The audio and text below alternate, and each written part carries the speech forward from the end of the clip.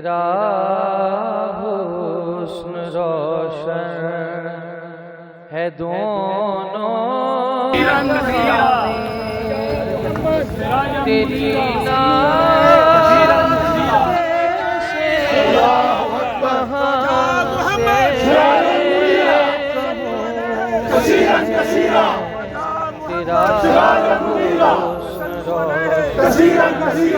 है दोनों जहां।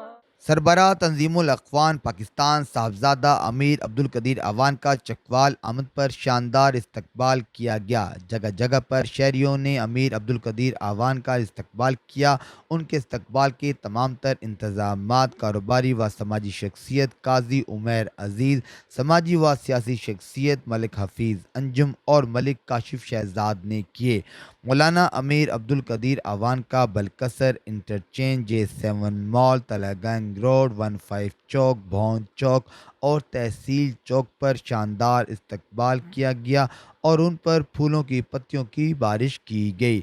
इस मौका पर शहरियों ने मौलाना अब्दुल कदीर अवान को फूलों के गुलदस्ते भी पेश किए, जबकि मौलाना अब्दुल कदीर अवान खुद गाड़ी से उतरकर लोगों से मिलते रहे।